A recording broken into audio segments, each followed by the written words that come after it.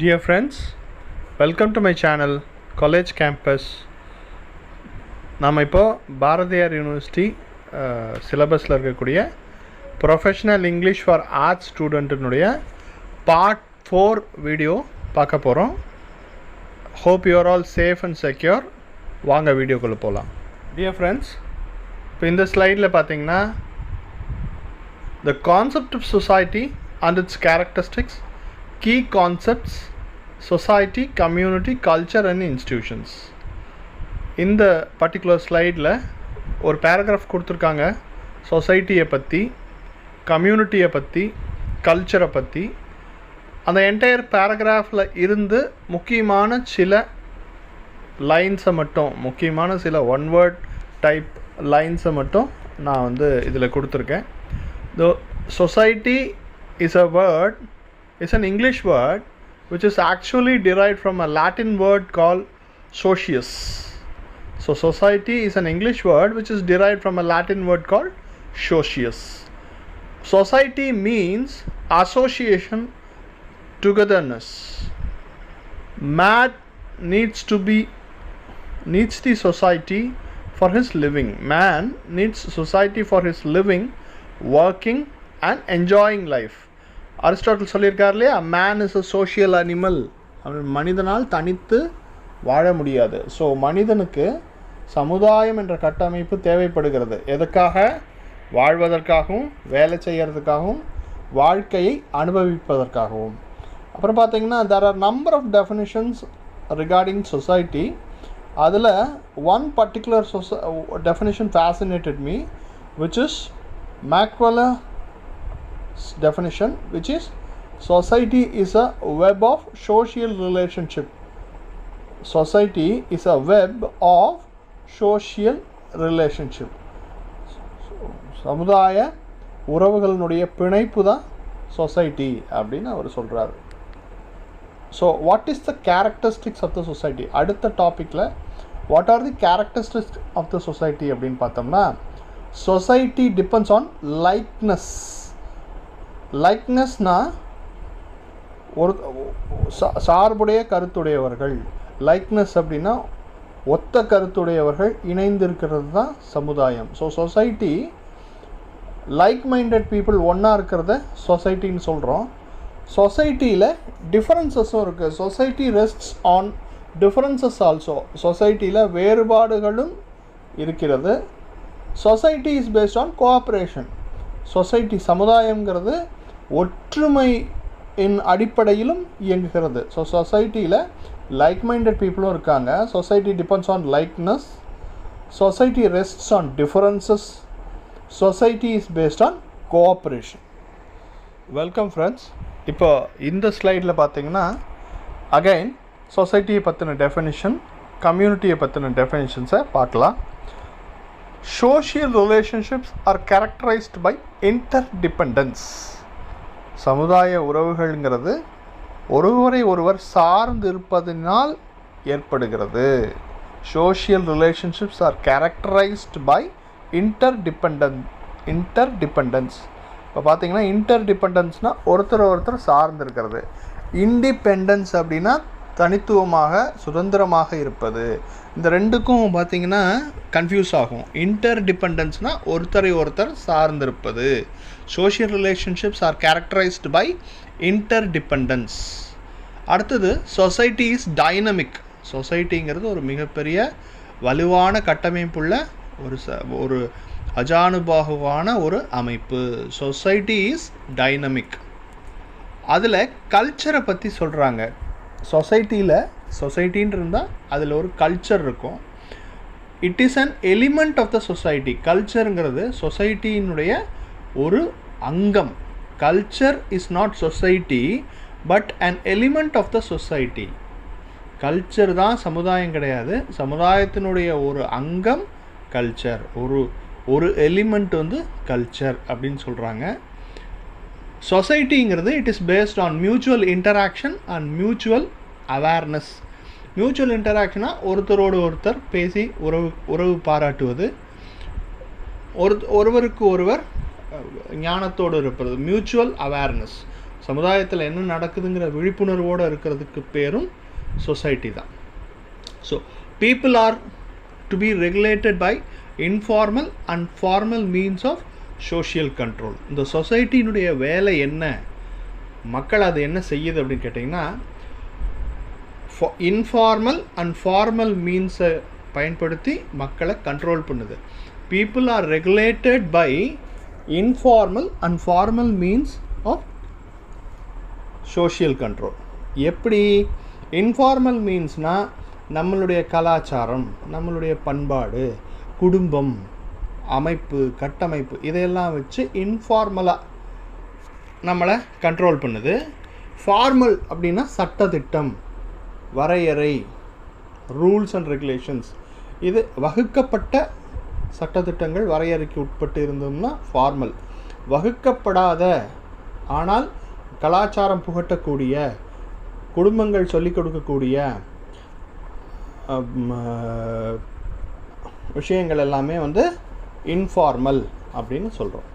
Coming back to community. கம்யூனிட்டின்னா a social unit that shares common values or a group of interacting living organisms sharing an environment. இப்போ சொசைட்டியை பற்றி ஃபுல்லாக பார்த்துட்டோம், கல்ச்சரை பற்றி பார்த்துட்டோம். அடுத்தது கம்யூனிட்டினா என்ன அப்படின்னு ஒரு டெஃபினேஷன் கொடுத்துருக்குறாங்க. It's a social unit that shares common values or a group of interacting living organisms sharing an environment. ஒத்த கருத்துடைய, ஒத்த பண்புடைய, ஒத்த நம்பிக்கையுடைய ஒரு குரூப் ஆஃப் பீப்புள் ஒரு பர்டிகுலர் என்விரான்மெண்ட்டில், ஒரு பர்டிகுலர் ஜாகிரபிக்கல் ஏரியாவில் ஒன்றா இருந்தாங்கன்னா அதுதான் கம்யூனிட்டி அப்படின்னு சொல்கிறாங்க. So community is a social unit that shares common values அல்லது a group of interacting living organisms, நம்மளை தான் சொல்கிறான், பீப்புளை தான் சொல்கிறாங்க. A group of interacting living organisms sharing an environment, common environment. Dear friends, இப்போ இந்த ஸ்லைடில் பார்த்தீங்கன்னா vocabulary, அதாவது இந்த பர்டிகுலர் வார்த்தைகளுக்கான மீனிங் என்ன, அதனுடைய எக்ஸாம்பிள்ஸ் என்ன அப்படிங்கிறதுக்காக இது கொடுத்துருக்காங்க. கல்ச்சர் அப்படின்னு எடுத்துக்கிட்டோம்னா customs, ideas, beliefs of a particular society, country, etcetera. ஒரு நாட்டினுடைய அல்லது ஒரு சமுதாயத்தினுடைய நம்பிக்கை, பண்பாடு, ஐடியாஸ், இதெல்லாம் கல்ச்சர்னு சொல்கிறோம். இன்டராக்ஷன் அப்படின்னா உங்களுக்கு நல்லா தெரியும், நாம் ரெண்டு பேரும் பேசிக்கிறது அல்லது ரெண்டுக்கும் மேற்பட்ட நபர்கள் பேசிக்கொண்டால் அது interaction. And occasion when two or more people communicate with each other is called interaction. Reciprocatory அப்படின்னா behavior in which two people or groups of people give each other help and advantages. இது இப்படி கூட சொல்லலாம், a group when two people or group of people help each other and advantage, it is called as reciprocatory. இதை தீமைக்கும் சொல்லலாம், இந்த இடத்துல அவங்க நன்மைக்கு சொல்லியிருக்காங்க. இரு மக்களும், இரு தரப்பினரும் தங்களுக்கு பரஸ்பர உதவி செய்து கொண்டால் அதை ரெசிப்ரோகேஷன்னு சொல்லலாம். தேங்க்யூ. Welcome friends. இப்போது இந்த ஸ்லைடில் பார்த்தீங்கன்னா அதே vocabulary, territory, community, custom. What do you mean by territory? Territory is an area of land that belongs to one country. ஒரு நாட்டினுடைய எல்லையை தான் டெரிட்டரி அப்படின்னு இங்கிலீஷில் சொல்கிறோம். An area of land that belongs to one country. What is community? People of one particular area considered as a unit because of their common interests. ஒத்த கருத்துடைய மக்கள் வாழும் ஒரு பகுதியை கம்யூனிட்டி என்று அழைக்கலாம். People of one particular area considered as a unit because of their common interest. What do you call a custom?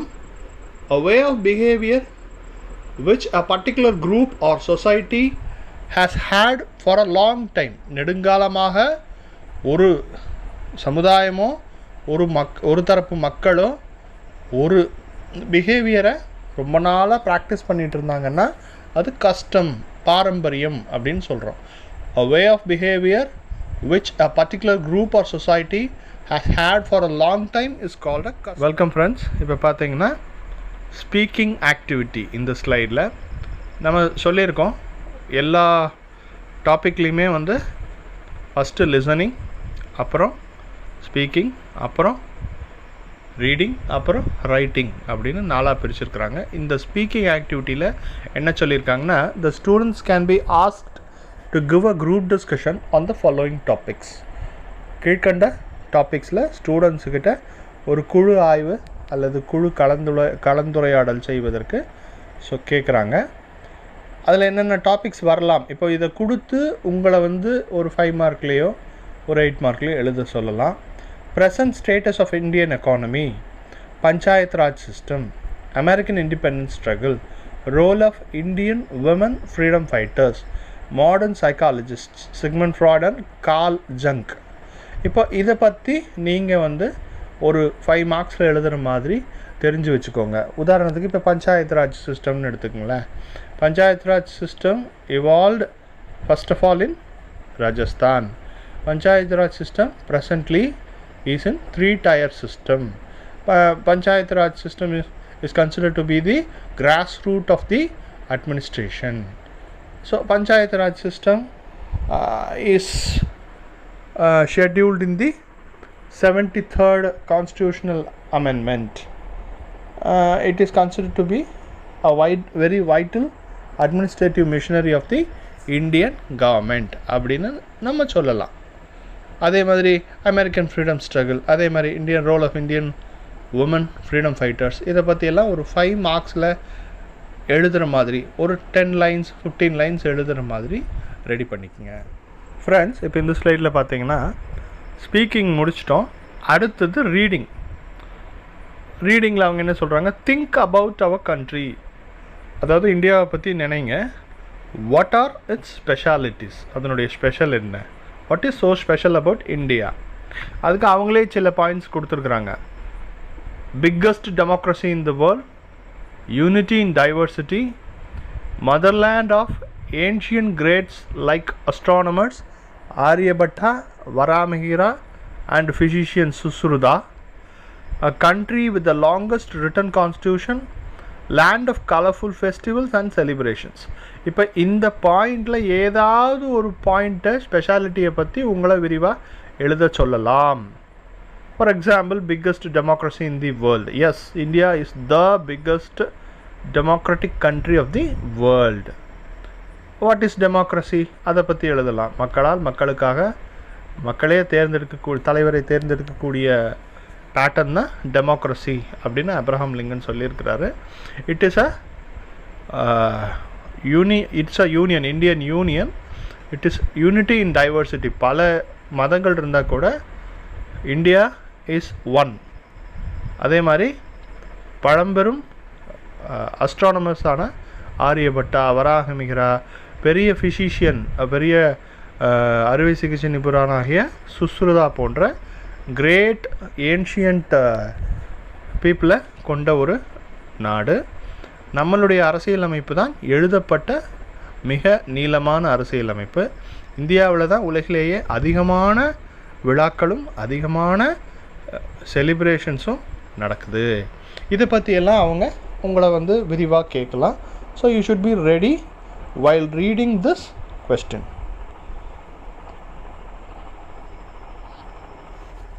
Friends, இப்போ இந்த ஸ்லைட் பார்த்தீங்கன்னா match the following words with their meanings.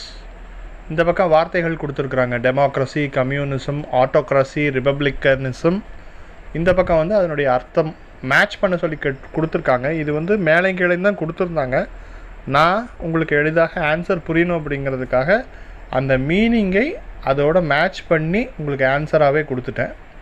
இப்போ டெமோக்ரஸி அப்படின்னா a system in which government of a country is elected by the people. மக்களால் நேரடியாக தேர்ந்தெடுக்கப்பட்ட அரசாங்கம் தான் டெமோக்ரஸி. அடுத்தது communism. people are equal and should share equally the resources of the country. மக்கள் அனைவரும் சமம், மக்கள் அனைவருக்கும் நாட்டினுடைய சொத்துக்கள் சமமாக பங்கிட்டு வழங்கப்பட வேண்டும்ங்கிறது கம்யூனிசம். அடுத்தது autocracy. Government by a single person or a small group that has unlimited power or authority. சர்வாதிகாரம். ஆட்டோக்ரஸி மீன்ஸ் சர்வாதிகாரம். ஹிட்லர் இருந்தார் இல்லையா, அந்த மாதிரி ஒரு தனி நபரோ ஒரு தனி குழுவிடமோ ஒரு அரசாங்கம் இருந்தால் அதை ஆட்டோக்ரஸின்னு சொல்லுவோம். Government by a single person or a small group that has unlimited power and authority. அடுத்து republicanism, belief in or support for government by elected representatives of the people rather than government by the king or queen. மக்களால் தேர்ந்தெடுக்கப்பட்ட ஒருவன் மக்களுக்கு தலைவன் ஆகிறான் அப்படின்னா it is called republicanism. Belief in or support for government by elected representatives of the people rather than government by a king or the queen. ராணி அல்லது ராஜாவிற்கு பதிலாக மக்களால் தேர்ந்தெடுக்கப்பட்ட ஒரு நபர் ஆட்சி நடத்தினா அது ரிபப்ளிக்கானிசம் அப்படின்னு சொல்கிறாங்க. Welcome friends. இப்போ இந்த ஸ்லைடில் பார்த்தீங்கன்னா ரீடிங் ஆக்டிவிட்டி, ரீடிங் பேசேஜ், ஒரு பெரிய பேசேஜ் கொடுத்துட்டாங்க. அதில் சில கேள்விகள் கேட்டிருக்கிறாங்க. இந்த பேசேஜ் எதை பற்றி அப்படின்னா பயிர்களை பற்றி, கிராப்ஸை பற்றி ஒரு பெரிய பேராகிராஃப் கொடுத்துட்டு அந்த பேராகிராஃப்லேருந்து சில கேள்விகள் கேட்டிருக்கிறாங்க. அதற்கான பதில்களை நாம் இப்போ பார்க்கலாம். கேள்விகள் என்ன அப்படின்னு கேட்டிங்கன்னா, when do farmers raise kharif crops? How are rabi crops called? When does the cultivation of rabi crops take place? Which is the cultivation period for zaid crops? Which crop comes under food crops? இந்த 5 கேள்விகள் கேட்டிருக்கிறாங்க இந்த ஸ்லைடில். அடுத்தது என்னன்னு கேட்டிங்கன்னா, give a few examples for Indian food grains. Which pulses are grown in India? Explain subsistence crops and differentiate it from commercial crops. What are the benefits of raising plantation crops? Which are called the fodder crops and what are they used for? அப்படின்னு கேட்டிருக்காங்க. So friends, இந்த ஸ்லைடில் பார்த்தீங்கன்னா அந்த 10 கேள்விகளுக்கான பதில் இப்போ பார்க்க போகிறோம். முதல் கேள்வி என்ன அப்படின்னா, when do farmers raise kharif crops? கிராப்ஸில் 3 வகை இருக்குது. kharif crops, rabi crops and zaid crops அப்படின்னு சொல்கிறோம். அதில் when do farmers raise kharif crops அப்படின்னு கேட்குறாங்க. They are sown before the onset of rainy season from May to July and harvested after the rains in September and October. இதுதான் பதில். They are sown before the onset of rainy season னா மழைக்காலத்திற்கு முன்பு விதைக்கப்படுகிறது. sown அப்படின்னா விதைக்கப்படுகிறது. They are sown before the onset of rainy season from May to July and harvested னா அறுவடை செய்யப்படுகிறது. and harvested after the rains in September and October. அடுத்த கேள்வி பாருங்க. How are rabi crops called? ரப்பி பயிர்களை எவ்வாறு அழைக்கிறோம்? They are called winter crops. அப்போ நேச்சுரலாக kharif crops are called as summer crops இப்படி கேட்கலாம். kharif crops வந்து summer crops, rabi crops வந்து winter crops. மூணாவது கேள்வி, what does the cultivation of rabi crops when does the cultivation of rabi crops take place? மூணாவது கேள்வி, அதுக்கு it is sown in the winter season from October to December and harvested before the summer season from February to April. மொழியை சொன்ன sown அப்படின்னா விதைக்கிறது, harvest பண்ணுறதுன்னா அறுவடை செய்கிறது. So it is sown in the beginning of winter season from October to December and harvested before summer season. ஏன்னா இது winter crops இல்லையா, அதனால் it is harvested before the summer season from February to April. Next question, which is the cultivation period of zaid crops? zaid crops னுடைய cultivation period என்ன அப்படின்னு கேட்குறாங்க. It is sown in February to April and harvested by June to July. இது எல்லாமே நீங்கள் அந்த பேசேஜை படிச்சிங்கன்னா உங்களுக்கு அதில் பதில் இருக்குது. அந்த மெட்டீரியலை நீங்கள் ஒரு தடவை வாசிச்சுட்டு அதுக்கான கொஸ்டின் இது, அதுக்கான ஆன்சர் இது, அந்த என்டையர் பற்றியை நான் கொடுத்தேன்னா உங்களுக்கு இந்த ஸ்லைடு வந்து நான் ப்ரெசென்ட் பண்ண முடியாது. ஸோ கொஸ்டின் அண்ட் ஆன்சர் மட்டும் நான் ப்ரெசென்ட் பண்ணுறேன். So it is what when அந்த கேள்வி மறுபடியும் பார்க்கலாம்.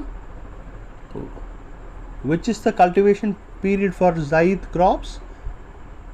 Answer is it is sown in February to April and harvested by June and July. Next, which crop comes under food crops? உணவு பயிர்கள் என்னென்ன? which crop comes under food crops? food crops na it is food grains, pulses, oil seeds and beverages. food grains na என்னப்பா?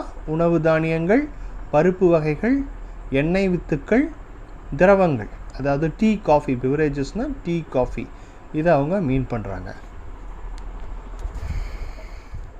Friends, இப்போ அடுத்த slide பார்க்குறது வந்து நம்ம next வீடியோவில் பார்க்கலாம். இப்போ இந்த வீடியோடைய லென்த் ரொம்ப லென்த்தாக போயிட்டுருக்கிறதுனால இதை கட் ஷார்ட் பண்ணிவிட்டு நெக்ஸ்ட் பார்ட் ஆஃப் த வீடியோவில் மீதி 5 கேள்விக்கான ஆன்சர் நம்ம பார்க்கலாம். இந்த வீடியோ பிடிச்சிருந்ததுன்னா கண்டிப்பாக சப்ஸ்கிரைப் பண்ணுங்கள், பெல் ஐக்கான் ப்ரெஸ் பண்ணுங்கள், சப்போர்ட் பண்ணுங்கள். See you all in the next video. Thank you. Jai Hind.